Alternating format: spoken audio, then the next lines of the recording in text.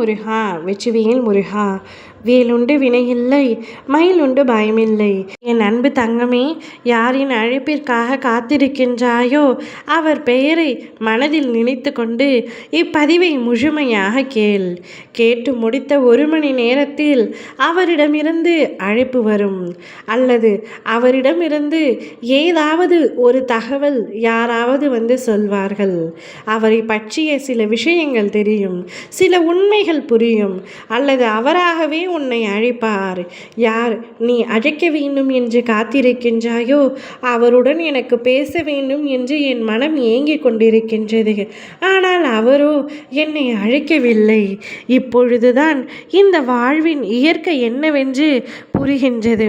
வெயில் அடிக்கிறது என்று நிழலுக்காக மரத்தடியில் ஒதுங்கினால் மரம் முறிந்து தலையின் மேலே விழுவது போல் எல்லா இடங்களிலும் துரதிர்ஷ்டம் உன்னை துரத்துகிறது. உனது தேவைகளும் ஆசைகளும் மட்டுமே உன்னை இப்படிப்பட்ட நிலைக்கு இழுத்து சென்று உள்ளது. எந்த பக்கத்தில் எந்த தீய நிகழ்வுகள் வரும் என்ற பயம் உன்னை சூழ்ந்து கொண்டிருக்கின்றது. உறவினர்கள், நீ நம்பிய நண்பர்கள், உற்றார்கள், நட்புகள் வாழ்வில் பொறுப்பற்றவர்களாக நடந்து கொண்டு உன் உள்ளத்தை காயப்படுத்தும் விதத்தில் நடந்து கொள்கின்றார்கள். அவர்களை நம்பி நம்பி நீ இப்பொழுது ஏமாந்த சூழ்நிலையில் நின்று கொண்டிருக்கின்றாய்.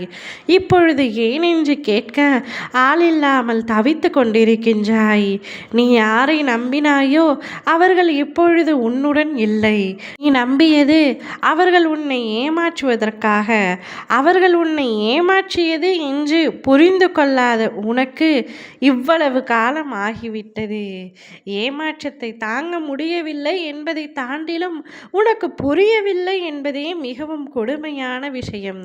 இப்படி நீ அடுத்தவர்களை நம்பி நம்பி ஏமாற்ற காரணத்தினால் இன்று நீ என்னையும் நம்ப மறுக்கின்றாய் தங்கமே.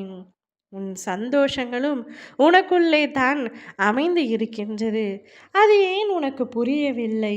உன்னுடைய சந்தோஷம் எது என்று நன்றாக ஆராய்ச்சி செய்து பார்.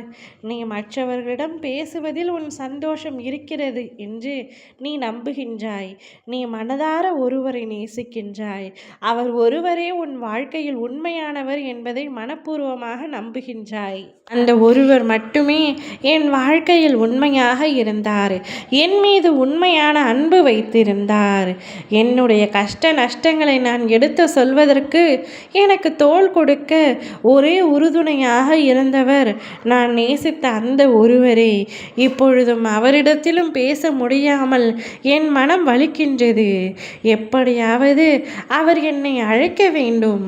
நான் என் மனதில் உள்ள அனைத்து பாரங்களையும் அவரிடத்தில் கொட்டி தீர்க்க வேண்டும் என்று உன் மனம் ஆசைப்படுகின்றது. அந்த உறவு யாராக வேண்டுமானாலும் இருக்கலாம். உன்னுடைய நட்பாக, உற்றார் உறவினராக, சொந்த பந்தங்களாக, நீ நேசித்த, நீ காதல் செய்த அந்த நபராக யாராக வேண்டுமானாலும் இருக்கலாம். ஆனால் நீ யாரின் அழைப்புக்காக காத்திருந்தாயோ அவரிடமிருந்து உனக்கு அழைப்பு நிச்சயமாக வரும் தங்கமே. கவலை கொள்ளாதே. நிச்சயம் நீ மீண்டும் அவருடன் இணைந்து ஒன்றாக பயணம் செய்வாய். ஓம் முருகா வெற்றிவேல் முருகா.